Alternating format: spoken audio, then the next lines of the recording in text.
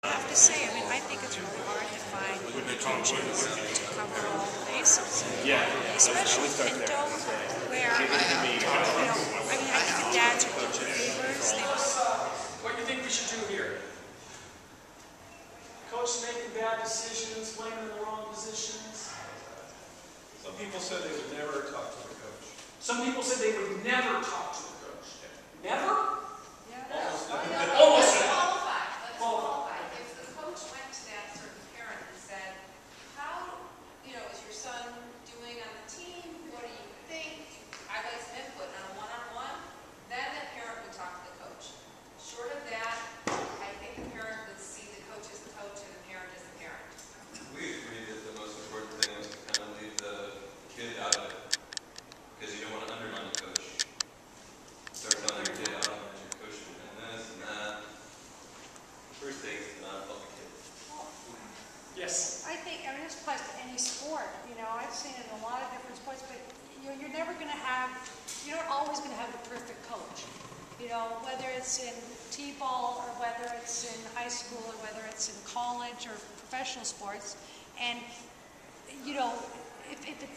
if they're little, you have to just sort of, I feel you have to just go with the flow. But if it's a common thing where, if the coach is doing the same thing every single week and not changing and keeping all his friends' kids in the same position on the infield, then I think maybe parents can get together and either talk to the coach if the coach isn't listening, maybe talk to the commissioner.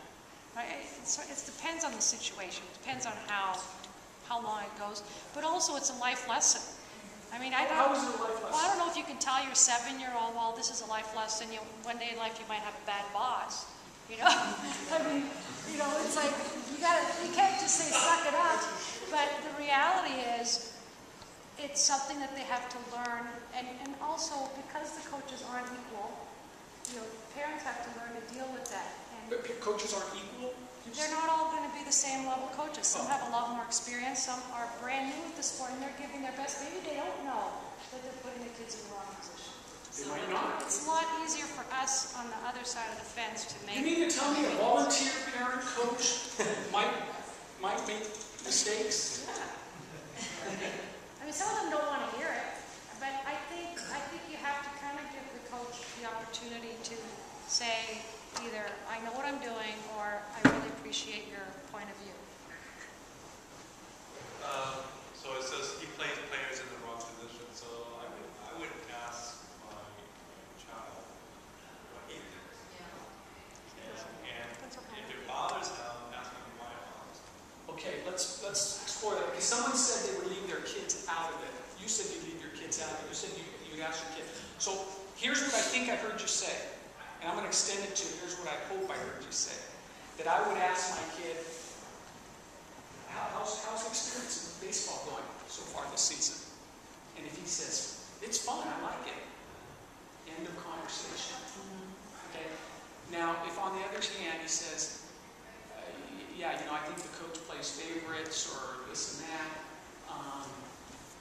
then that might be a different matter. It might. I'm still not convinced that parental interference here is going to make it any better. And most people tell us that in situations like, is this a big picture situation or a small picture situation, by the way? Who said small? I think it's small. Okay, what position our kid plays for the next 3 months on his Orinda Baseball Association team, in my opinion, is a small picture thing. I'm not saying it's unimportant. I think it's small picture. What's big picture is, does he have an enjoyable season? Does he want to come back next season? Does he learn a little bit about dealing with a superior who he might have disagreements with? Does he not give up? You mentioned giving up earlier. Does he not give up when confronted with a little adversity, or does he get his or her way? I saw a hand up there. Well, I was just going to say after that, but I did have a but. But it's small picture but. It's small picture but. If it's to the point where, like you said, will he come back next year? Will he hate the sport? Then it becomes, because it's my perspective, to me it's a small thing. But from a 10-year-old or 9-year-old's perspective,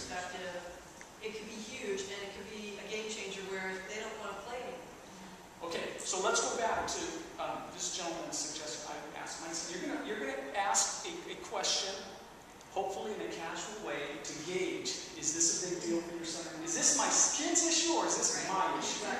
Okay?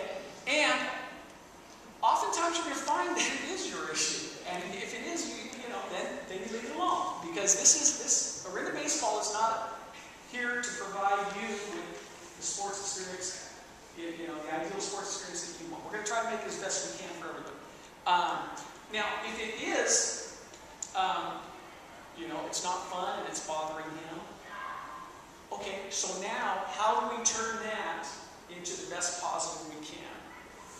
What life lessons can be drawn out of that? How can we help guide our child to have the experience this year with a coach that he doesn't connect with and sometimes disagrees with, to still have the best possible experience? There's a few things in the book you'll see on this. One of them is, go ahead and turn to page 44. I don't want you to read this now. I want you to read it later. But this is the scenario we just looked at. Okay, it's case study number 4, and you'll see what PCA's take on this is, and Jim Thompson's take is on this. Also, I want you to turn to page 59 and 60. Page 59 and 60 talks about some of the keys to a healthy coach-parent partnership. It has been proven over and over in school that when parents and teachers work together in a supportive relationship, kids thrive, they do better, they enjoy school more, they achieve. The same is true in sports. When parents and coaches can work together in a supportive environment, the kids have a better experience. We tend to understand it with school. We tend to understand it. We would rarely sit at the dinner table. Emily, if I was teaching math, if I was your algebra teacher, I wouldn't teach you division that way. When I was a student, this is how we did it. Why wouldn't we do that with our kids? Or do we do that? We don't do that, right? Why not? Why is that inappropriate? Why is it unproductive? Undermining, okay? Like he said, undermining. Emily, if I was coaching this team, you wouldn't be playing outfield. You'd either be pitcher or catcher, because there's no way we're going to win any games with this pitching we've got on the team. We don't do that either, right? Uh-oh. You know what? We do that more often, unfortunately. And we want to be aware that it's not productive, okay? So anyway, pages 59 and 60 have another series of tips and suggestions that relate to the scenario we just talked about and relate to how we can have the healthiest coach-parent partnership possible.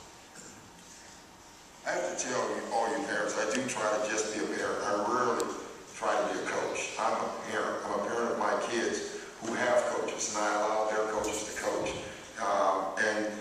But after a game with my kid, and it's happened, he missed 2 big free throws or missed a game-winning shot, and he beat himself up. The first thing I usually say is, boy, I hope tomorrow you get that same shot. I think you hope that as well. And they usually laugh and say, I want that shot again. If they make mistakes in the game, I try to ask them first, what do you think you did right, wrong? And I try to wait for them to tell me what they did before I tell them. Everybody else is beating up on your kids. You don't need to do it as well. Let everybody else coach them. You be the support mechanism, and you do all the building up. And if they want to talk about something that they're not doing, then you can get in the conversation about it.